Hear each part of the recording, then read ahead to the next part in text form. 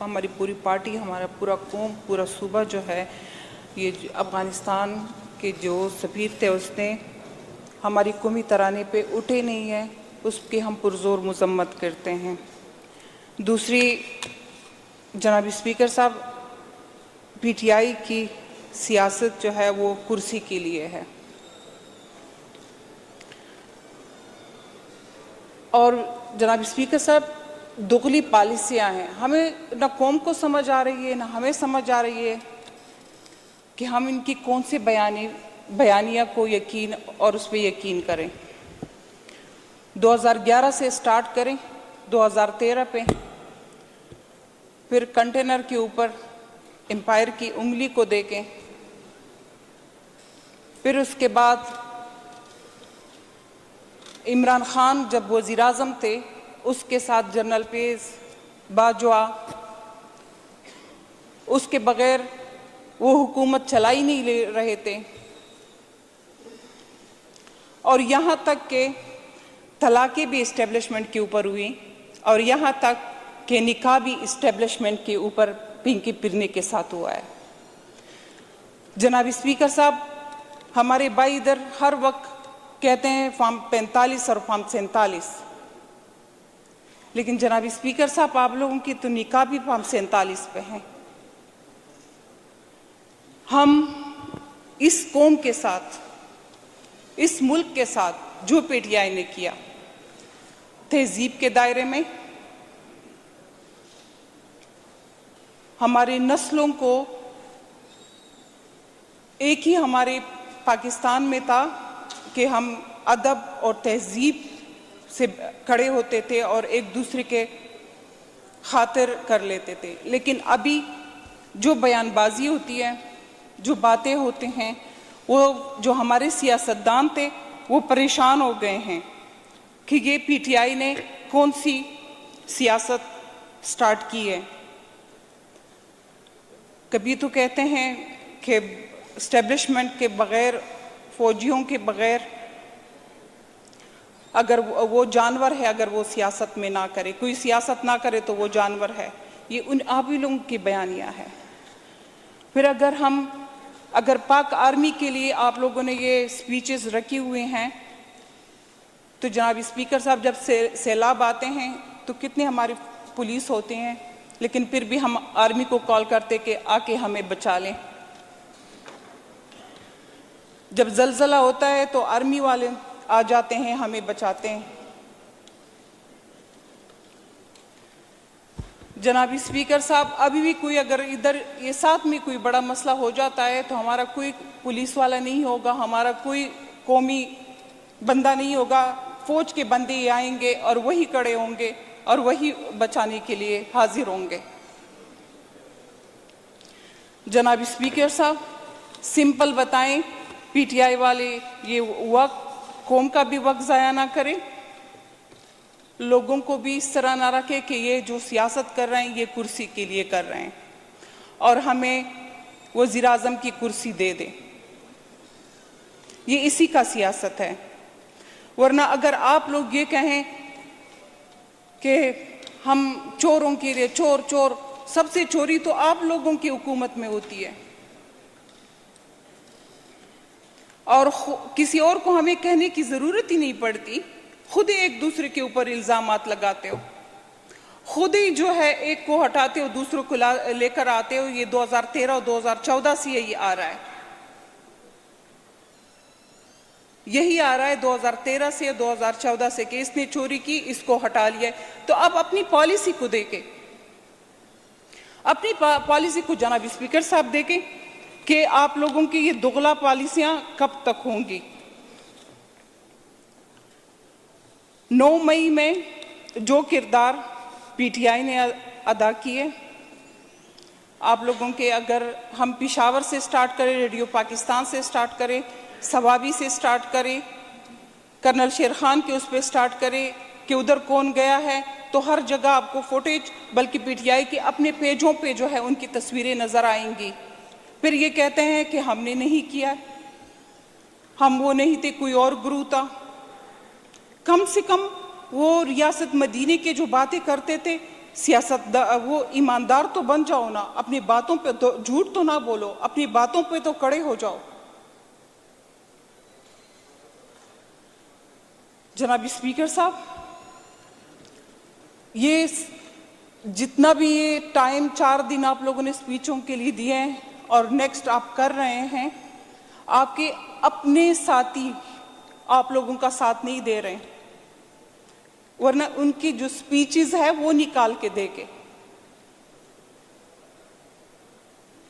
Direct बात करें। जिस बात पे बात करनी इधर से उधर से ना हो पके, ये जो है अवाम सुनने वाली है। डायरेक्ट आप लोग बात करें जिस पे बात करना चाहते हैं। आप लोगों को जिसकी शिकायत है वो बात करें। स्पीकर साहब, इमरान खान ने साइबर का वो लहराया इस तरह और कहा कि हमें अमेरिका उधर से निकाल रहे हैं, मुल्क जो है हमारा जो है वज़ीर आज़म की कुर्सी से हमारी जो छीन रही है। दोबारा अभी जो इतना वो सारे लोग अमेरिका के खिलाफ नारेबाजी, ये अभी कांग्रेस में ही पीटीआई के लिए करारदाद मंजूर होती है। जनाब स्पीकर साहब, ये दोगला पॉलिसी को ख़त्म करें, एक बात पे खड़े हो जाएं। क्या आप लोग कहाँ खड़े हैं? आप लोग एस्टेब्लिशमेंट के साथी हैं कि नहीं? आप लोगों को कौन लेके आया है? एस्टेब्लिशमेंट ही लेके आई है। आर्मी के कंधों पे ही आप लोग आए हैं, उन्हीं के हेलीकॉप्टरों में बैठकर ही आप लोगों की 4 साल हुकूमत चली है। ये आप लोगों के रिकॉर्ड पे है, ये कोई झूठ नहीं है। अगर आप इधर स्पीच कर लें और उनके खिलाफ बोलें तो पीछे सब रिकॉर्ड मौजूद है, वो देख लें कि किस तरीके से आप लोगों की हुकूमतें बनी थी, किस तरह एक पेज पे आप लोग एस्टेब्लिशमेंट के साथ, अमेरिका के साथ और ये, लेकिन फिर भी आप लोगों से ये हुकूमत नहीं चली। इस सूबे के हकूक़ के लिए आप लोग लड़ते हो कि इसका हकूक़ दे, इसके फंड दे, इसके पैसे दे, लेकिन जब 2013 से इधर की हुकूमत आई, 2018 में इमरान खान की पीटीआई की हुकूमत कौमी असम्बली में फेडरल में थी और इधर जो है पीटीआई की हुकूमत थी। आप लोग कौन से फंड लेके आए हो? इस सूबे के लिए क्या किया है? वो एक बीआरटी जो अभी तक कंप्लीट नहीं हो सकी, वो जो अभी तक उसके एक ही सिर्फ वो 26 किलोमीटर का रोड बना है, बाकी उसकी जो मार्केटें है, जहां उसके ट्रांजैक्ट ऑफिस है, वो सब कुछ भी नहीं बना। और 8 अरब से कहा था असद उमर ने, और 1 खरब से ऊपर पहुंच चुका है, लेकिन अभी भी काम कंप्लीट नहीं है और नेब और उसके केसेस हैं। जनाब स्पीकर साहब, आप चोर किसको कहते हैं? आप अगर आपके लिए इस्लामी रियासत की जो आप दावेदार है, कांग्रेस जो है आपके लिए करारदाद पास करते हैं। जनाब स्पीकर साहब, पहले अपने आप को क्लियर करें, आप लोग क्या करना चाहते हैं? सिंपल कहें, डिमांड करें कि हमें कुर्सी चाहिए। कुर्सी भी आपको मिली थी, आप लोग उसके अहल ही नहीं थे। आप इस आर्मी का कह रहे हैं, लेकिन अगर ये आर्मी नहीं होगी तो आप लोगों के साथ ये एटम बम भी जो है हमारे पास है, जो इस्लामी ममालिक में एक पाकिस्तान के साथ एटमी ताकत है, ये भी नहीं रहेगी। ये भी आप लोगों से लोग छीन के ले जाएंगे, इसकी भी अहल नहीं होंगे, इसको भी आप लोग बेच देंगे।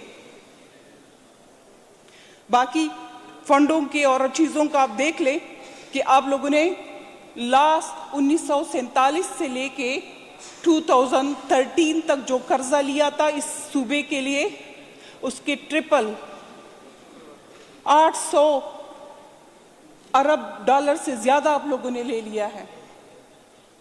इतना कर्जा उसके ट्रिपल 4 ऊपर आप लोगों ने लिया है, लेकिन इस सूबे के लिए आप लोगों ने क्या किया है?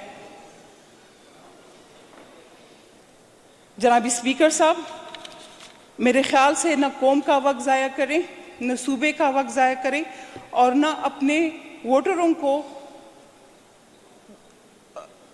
वो ट्रक की बत्ती के पीछे ना लगाएं। कभी एक वो कहते हैं कि अब ये नारा है, फिर वो नारा ख़त्म हो जाता है, अब ये नारा स्टार्ट हो जाता है।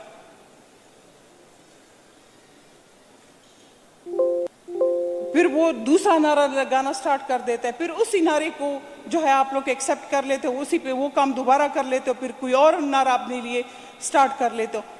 जनाब स्पीकर साहब, इसी तरीके से ये मुल्क नहीं चलेगा। ये आप लोग तो ये सूबा भी नहीं चला सकते।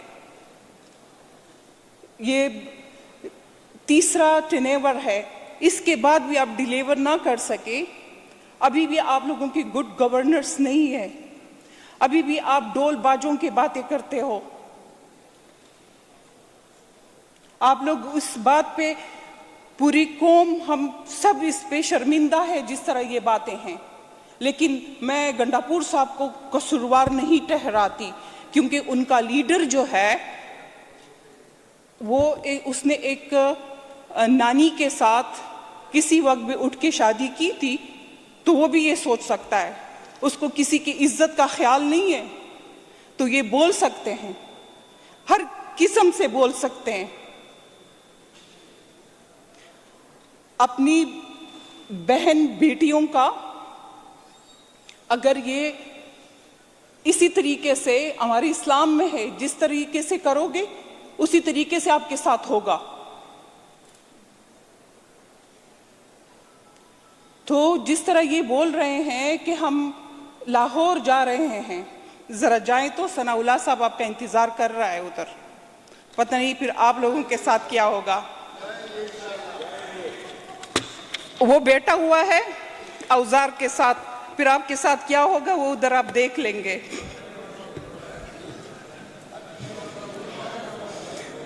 आप हिम्मत करके जाएं लाहौर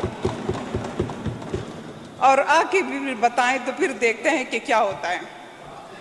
जनाब स्पीकर साहब, ये इस तरह बातें नहीं है। ये मुल्क है, मुल्क में इंतशार डालना, ये मैं कोई मुझे कहे कि ये सूबे में कोई इस तरह आके ज़बरदस्ती, कसम से मैं एक MPA हूँ, अपोजिशन, किसी का मजाल नहीं है कि मैं इधर इसमें सूबे में कदम रखे। जो भी लेके जाएं आप, जिस तरीके से जाएं, लेकिन अपने औजार छोड़ के आ जाएंगे आप उधर से।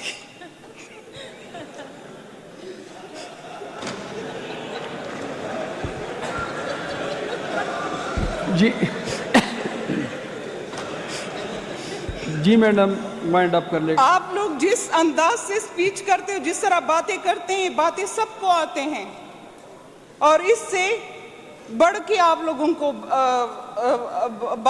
बातें भी मिलेंगी, और हम प्रैक्टिकल काम करते हैं। मुंह पे हमारे लीडर्स जो है वो मुंह पे बात नहीं करते, वो प्रैक्टिकल काम करते हैं। जिस तरह लास्ट टेनेवर में सबके साथ हुआ था, वो शाहबाज गिल जो कह रहा था कि मुझे नंगा किया था, मेरे साथ ये किया था, वो किया था, फिर वो कुइमा में इधर आके ना गिला ना करना। मैंने किसी को नहीं बचाना, किसी को भी मिंबर का साथ हमने नहीं देना। फिर ये गिला नहीं करना किसी ने कि वो शाहबाज गिल जो उधर अमेरिका में बैठ के बातें करता है ना कि भाई हमारे साथ ये हुआ वो हुआ, वो रोना नहीं धोना किसी ने।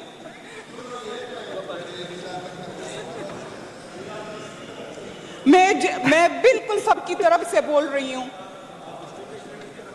मैं बिल्कुल एस्टेब्लिशमेंट की तरफ से बोल रही हूँ, मैं बिल्कुल पाकिस्तान की तरफ से बोल रही हूँ, मैं बिल्कुल मुस्लिम लीग की तरफ से बोल रही हूँ। लेकिन जाओगे, लेकिन ये वादा कर लेना कि फिर गिला टीवी पे नहीं करना किसी ने कि हमारे साथ ये हुआ है, हमारे ये बेइज्जती। फिर मैं नहीं आऊंगी आप लोगों की इज्जत के बदले के लिए कि मेरे भाई हो तुम लोग। जी मैडम। तो जनाब स्पीकर साहब, अपने सबको कहें कि कानून को हाथ से ना, वो हाथ में ना ले कानून को। ये मुल्क है, हमारा है, KP हमारा है, पंजाब हमारा है, इस्लामाबाद वफाकी हुकूमत हमारा है, और हमने अपने हकूक़ के लिए इस असम्बलियों से लड़ना है। हमने इधर लेजिस्लेशन करनी है। 15 साल हुए हैं आप लोग जो लेजिस्लेशन कर रहे हो, कसम खुदा की 15 साल से, ये 12 साल से आप लोग एक एक बंदे के लिए लेजिस्लेशन करते हो कि इसको किस तरह कंपनसेट किया जाए, इस बंदों को लगाने के लिए, और इस बिल को बीआरटी के बिल के लिए पास करने के लिए आप लोगों ने लेजिस्लेशन की है लास्ट एंड एवर में। किसी की ट्रांसफर के लिए आप लोग लेजिस्लेशन करते हो। लेजिस्लेशन, ये जो सूबा है, ये जो असम्बली का ये हाल और ये मजलिसी शुरा जो है, ये जो हम हर हल्के से ये लोग आए हुए हैं, ये इसलिए आए हैं कि जाके 20-20 साल के लिए लेजिस्लेशन करें। चाचा मामे के लिए रजिस्ट्रेशन ना करें, दोस्त के लिए लेजिस्लेशन ना करें, ये बंद करें। अपने अपने हलकों में मसाइल उठाएं कि आपके हलकों में क्या क्या मसाइल है, आपको कितने स्कूल चाहिए, आपको कितने प्लेग्राउंड चाहिए, आपको कितने रास्ते को, कहाँ कहाँ आपको रास्ते की ज़रूरत है, कहाँ कहाँ आपको हमारी एजुकेशन में कमी है, उसके लिए हमारे निसाब के लिए कोई लेजिस्लेशन करे, हमारी ख़वातीन के लिए करे, कोई और कानून साजी करे। ये क्या कर रहे हैं हम? Thank you madam. ये आप लोग, ये असम्बली में 14, 15, 20 लाख रुपए रोज़ाना खर्च होते हैं, वो आके वही जो थूका हुआ है उसको चाट रहे हैं। जो ये 11 साल आप लोगों ने जो बातें की हैं कि हम उनके कंधों पे आए हैं, उनकी भी जो भी है, जो भी आप लोगों को लेके आया है इस मकाम पे आप बैठे हुए हैं, जिस तरीके से आप लोगों के लिए पब्लिसिटी की गई है, जिस तरह आपको इस तरह अप लेवल पे लेकर आए हैं, और आज आपको 12 साल से ये हुकूमत मिली हुई है, तो जनाब स्पीकर साहब इसकी कदर करे और ये ना करे कि उठ के अभी उस पर थूकना छोड़ दे। थैंक यू जनाब स्पीकर। Thank you.